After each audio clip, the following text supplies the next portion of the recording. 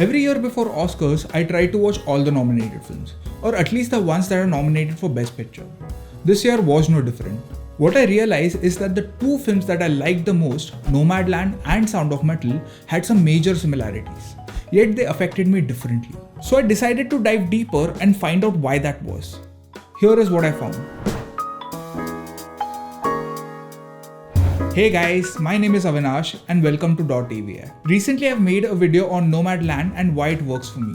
So if you haven't watched it, you can click on the link in the description box down below. Now let's get started. The first thing that hinted towards the similarities between the two films is the van. What's funny is that I watched Sound of Metal right after I watched Nomadland, and I laughed looking at yet another van. But the van is not as dear to Ruben as it is for Fern. The Vanguard is Fern's home, not so much for Ruben. He hands over the keys to his van once he joins the deaf rehab facility, although reluctantly. He even sells it later on in the film to raise money for his surgery, but on the condition that he can buy it back. So there is some affection there.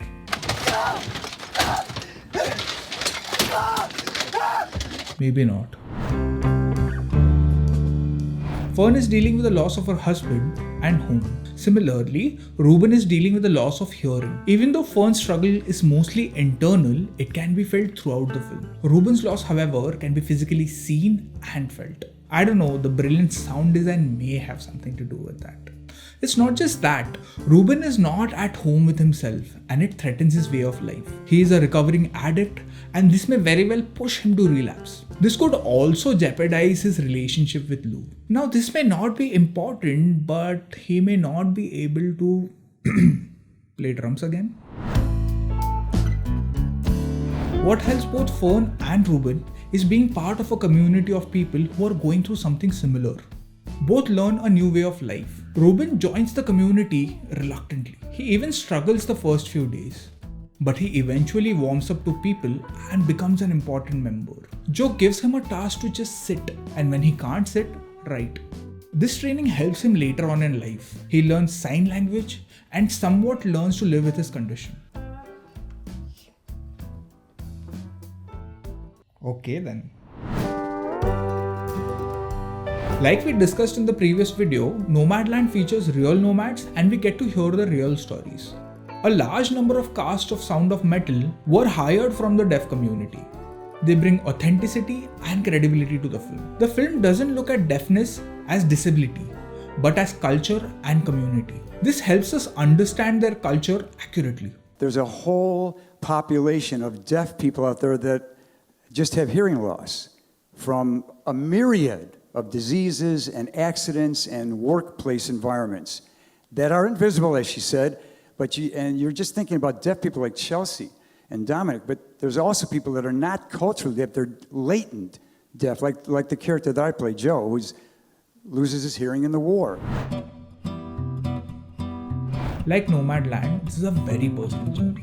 The protagonist of the film is seen in almost every scene and the camera stays close to them. What I love about Sound of Metal is that we stay close to Ruben and more often than not, his ear is predominantly focused.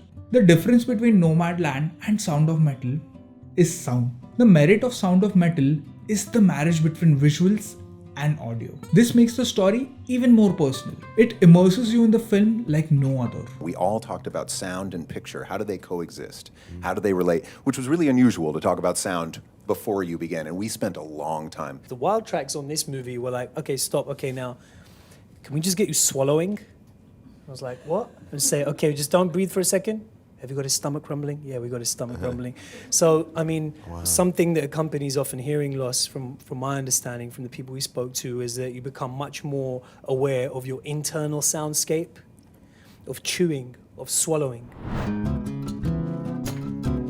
Nomadland is a deep dive into the life of nomads, which we experience through Fern, while Sound of Metal stays rooted in Ruben's journey and does not delve deeper into the deaf culture. It simply intrigues us and hopes that we assume responsibility for learning more. The tools that the directors use are also very different. Nomadland indulges in Fern's relationships with the nomads a lot more. The visual backdrop also plays an important role. Whereas in Sound of Metal, it is imperative that we experience deafness and Ruben's headspace.